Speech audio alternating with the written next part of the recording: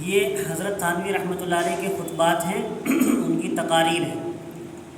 اس میں سے پہلی تقریر حقوق العباد کے بیان میں ہے، جس کا نام خیر الارشاد ہے، اور خیر الارشاد تقریر میں صفحہ 142 ہے۔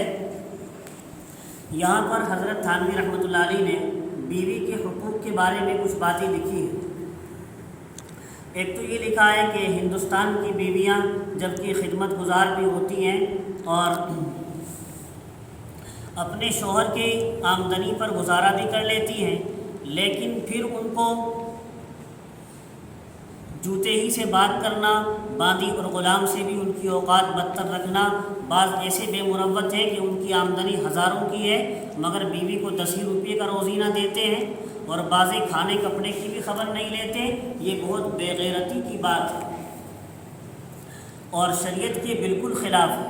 فرماتے ہیں نہ ہوئی عرب کی عورتیں، حضرت تھانوی رحمۃ اللہ علیہ، کہ وہاں عورت فوراً قاضی کے یہاں جا کر فرمائش کر دیتی ہے، اب یا تو قاضی کی تجویز کے مطابق نان نفقہ خرچہ دینا پڑے گا ورنہ جبراً طلاق دلوائی جائے گی، جس کے بعد فوراً عورت کی طرف سے مہر کی فرمائش ہوتی ہے، اور بعض ممالک میں تو بہن نکاح کے وقت پیشگی لیا کرتے ہیں۔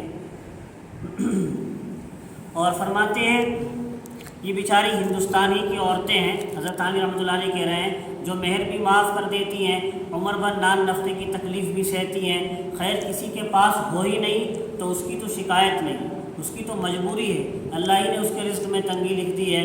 اس صورت میں تو عورتیں خود محنت مزدوری کر کے شوہر کو بھی کھلا سکتی ہیں۔ اس صورت میں جب کہ شوہر معذور ہے، مجبور ہے، کچھ نہیں کر سکتا، تو شریعت کا حکم یہ ہے کہ عورت خود محنت مزدوری کے لیے دن میں جائے اور شام کو گھر واپس آ جائے اور شوہر کو وہی کھلا دے۔ لیکن فرماتے ہیں جس کو خدا تعالیٰ نے سب کچھ دیا ہو اور وہ بیوی کو تنگ رکھے، یہ نہایت بے غیرتی اور بے حمیتی۔ اور اس آگے لکھا ہے پھر صفحہ 140 کی یہ بات تھی، اور صفحہ 140 صفحہ 141 پر یہ تھا، صفحہ 142 پر یہ ہے۔ حضرت مولانا مظہر صاحب رحمۃ اللہ علیہ جو مدرس تھے مظاہر علوم سہارنپور میں، حضرت تھانوی رحمۃ اللہ علیہ فرماتے ہیں ان کی یہ حالت تھی، ان کی بیوی بوڑھی ہو گئی تھی مگر مولانا کو ان سے ایسا تعلق تھا، جب وہ ذرا بیمار ہوتی مولانا فوراً مدرسے سے رخصت لے کر خود اپنے ہاتھ سے ان کی خدمت کرتے تھے۔ آج کل تو بعض لوگ بوڑھی بیوی سے نفرت کرنے لگتے ہیں، حالانکہ تم نے ہی تو اس کو بوڑھا کیا ہے، وہ عمر بھر تمہارے ساتھ رہی ہے۔ مگر مولانا رحمۃ اللہ علیہ کی یہ حالت تھی، نوکر پر اپنی بیوی کی خدمت کو نہ ڈالتے، مدرسے سے رخصت لے کر خود خدمت کرتے تھے۔ اسی لیے تو علماء کو لوگ بیوی کا مرید کہہ دیتے ہیں، جو ان پڑھ جاہل ہے اور دین سے دور ہے۔ مگر جی ہاں، ان کا مرید ہونا تمہاری طرح پیر ہونے سے اچھا ہے۔ تم بیویوں کے پیر تو ہو مگر ڈاکو پیر ہو۔ یہ حضرت تھانوی رحمۃ اللہ علیہ کے جملے ہیں، دیکھو خیر الارشاد صفحہ 143 پر، تم ڈاکو پیر ہو۔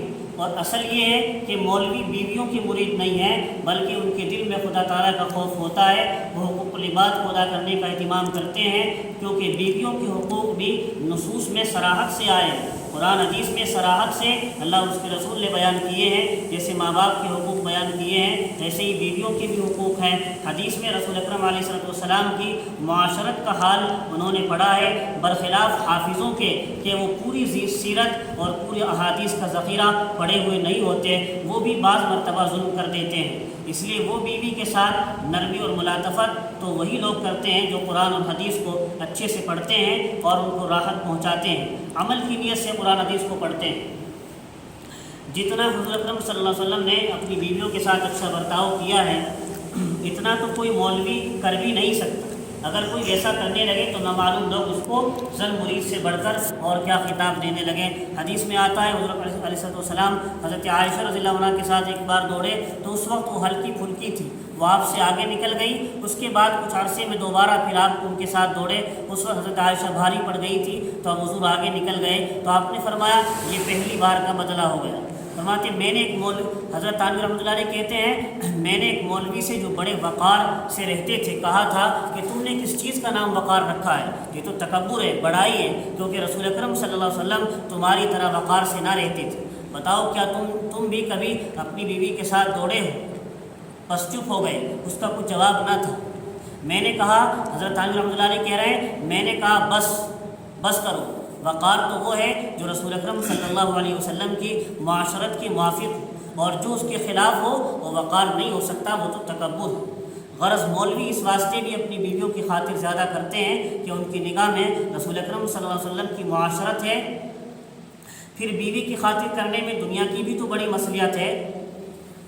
اول بات تو یہ کہ اس سے زندگی لطف سے گزرتی ہے، ایک دوسرے کی راحت و رنج میں انسان شریک ہوتا ہے،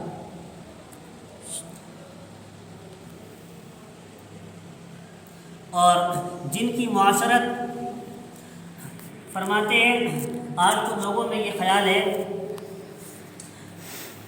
کہ دن بھر تو کام میں تھکے، اب شام کو گھر جا کر بھی رنج و غمی کی باتیں کریں تو ان پر بےحسی چھا جاتی ہے، وہ اسی حالت میں رہنا پسند کرتے ہیں۔ مگر جن کو ذرا بھی حس ہے وہ تو اس کو دنیا ہی میں دوزخ سمجھتے ہیں، ایسی زندگی کو، بلکہ سمجھتے ہیں کہ دن بھر کا تھکا ماندہ اگر گھر میں جائے تو گھر والوں کی باتوں سے جی خوش کرے، اور جن کی معاشرت گھر والوں کے ساتھ اچھی ہے واقعی ان کو دنیا ہی میں جنت نصیب ہے۔